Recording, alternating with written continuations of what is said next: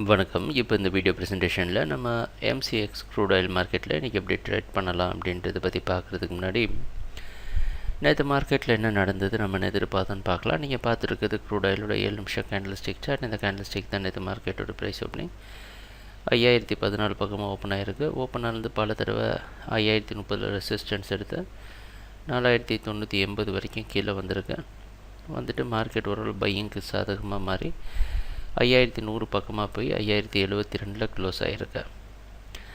எதிர்பார்த்த மாதிரி பையிங்க்கு சாதகமாக இருந்திருக்கு. இன்றைக்கி மார்க்கெட் 5040 பக்கமாக ஓப்பன் ஆகிறதுக்கு வாய்ப்பு இருக்கிற மாதிரி தெரியுது. கடந்த 3-4 நாளாக மார்க்கெட் கடுமையான ஏற்றத்தில் இருந்திருக்கு. ஸோ என்ன பண்ணலாம் அப்படின்னு பார்த்தீங்கன்னா, கொஞ்சம் கரெக்ஷன் எதிர்பார்க்கலாம். மார்க்கெட் வாட்ச் பண்ணுறது கன்சர்வேட்டிவ் ட்ரேடர்ஸ்க்கு நல்லது. 2-3 விதமாக பை பண்ணலாம். எப்படிலாம் பை பண்ணலாம் அப்படின்னு பார்த்தீங்கன்னா, ஒன்று மார்க்கெட்டை ரொம்ப விலை விட்டுட்டு பை பண்ணோம். கிட்டத்தட்ட 4860 4812 இந்த லெவல் வரைக்கும் வரைக்கும் வெயிட் பண்ணிவிட்டு பை பண்ணோன்னா கூட ஒரு 60-70 பாயிண்ட் ஸ்டாப் லாஸ் வச்சு நம்ம போடுறதுல அர்த்தம் இருக்குது. சரிங்களா? ஏன்னா ரீட்ரேஸ்மெண்ட் அவ்வளோ பெருசு இருக்குது.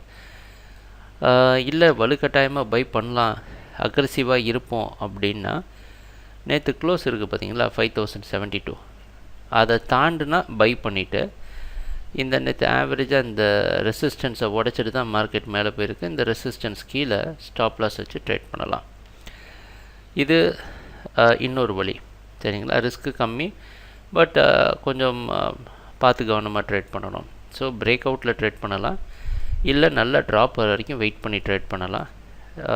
பார்க்கலாம், மார்க்கெட் பார்க்கலாம் என்னென்ன மாற்றங்கள் நடக்குதுன்னு. எங்கள் வீடியோ ப்ரெசன்டேஷனை பார்த்துட்டு வந்ததுக்கு நன்றி, வணக்கம்.